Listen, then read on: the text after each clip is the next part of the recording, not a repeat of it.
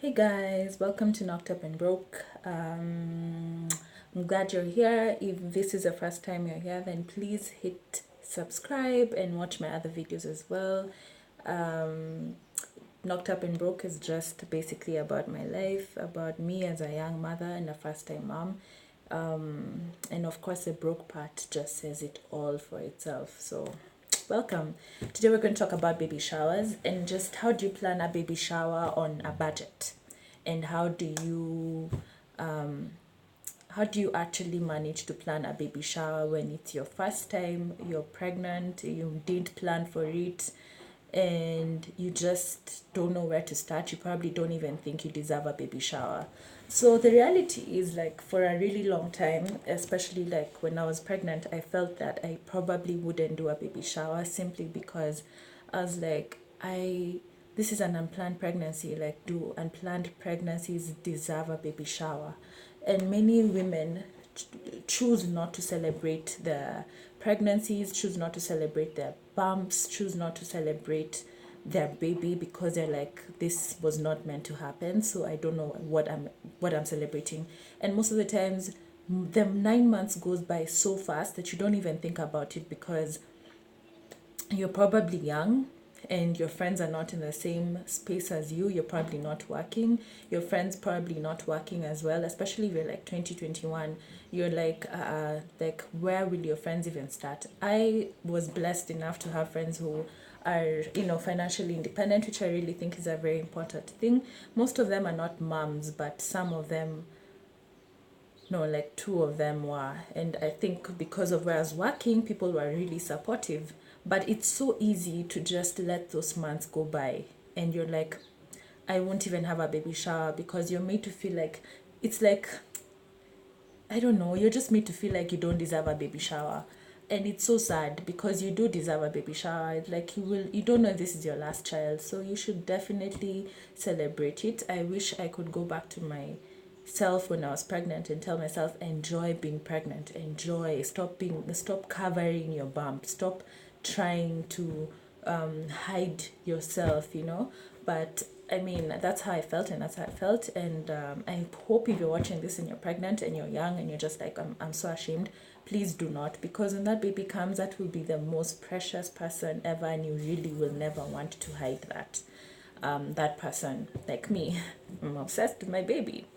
Anyway, so baby showers, basically, I planned my own baby shower simply because I wanted to control the budget. I wanted to be able to control who was coming to my baby shower. I didn't want to find that a person that I don't know or I don't like, and I'm just like, whoa, why are you here?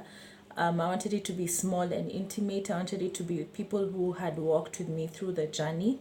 And I also did it really early. I did it like 2.5 months earlier, simply because I wanted to be able to control, like, when whatever people brought, I would just top up. And that's really another way of just saving money, because you don't want to keep buying things that you don't need to. And the thing is, no one tells you that newborns really mostly survive on just diapers, clothes, and every other thing you find a solution for. So for me, I was being told, like, there are things that you're told, like sterilizers, like the Avent one. I bought an Avent one, it was like 6K, and I don't even use it. So it's so stupid. Like, why?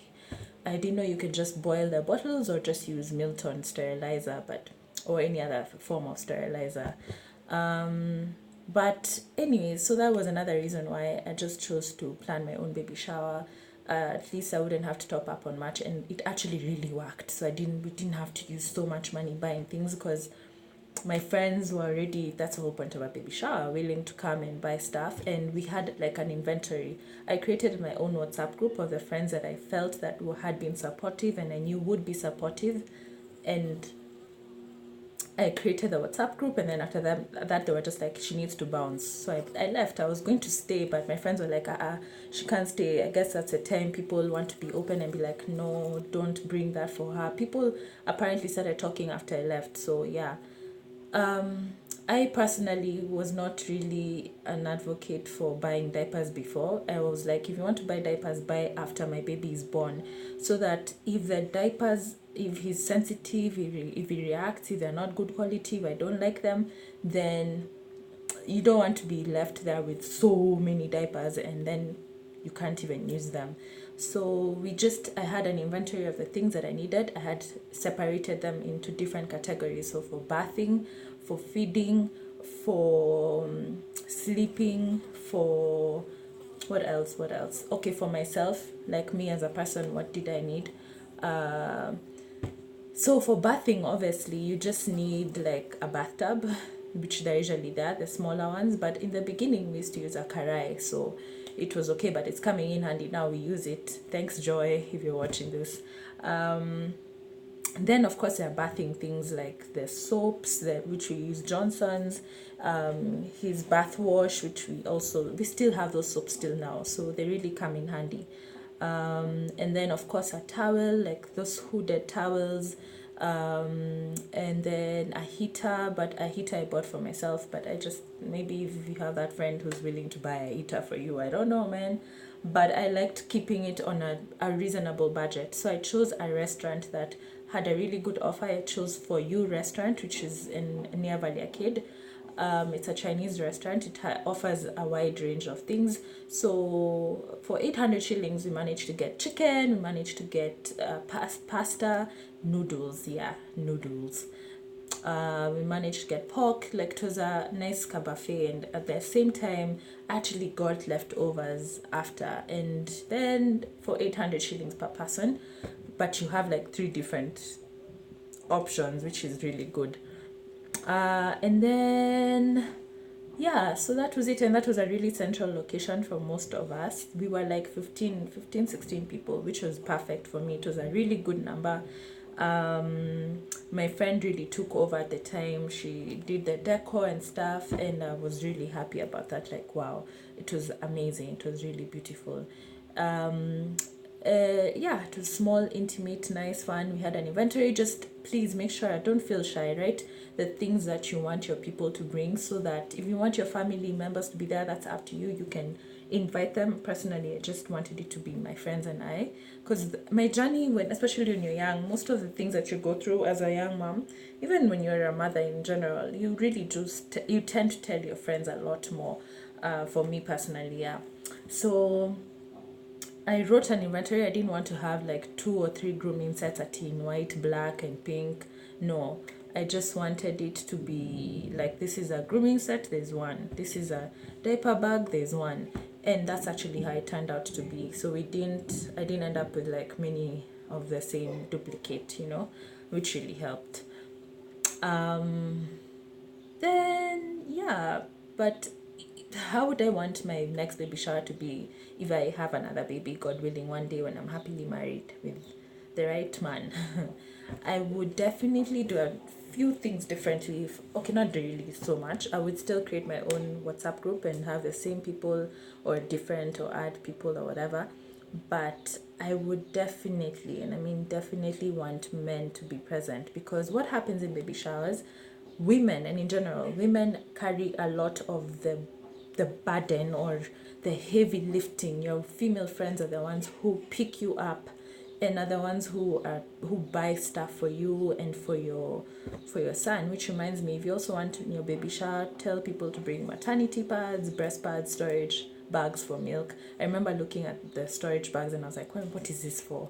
Yeah, you will need those storage bags when you actually need to pump milk, and they're usually like 1,200 sometimes, depending on where you buy them from.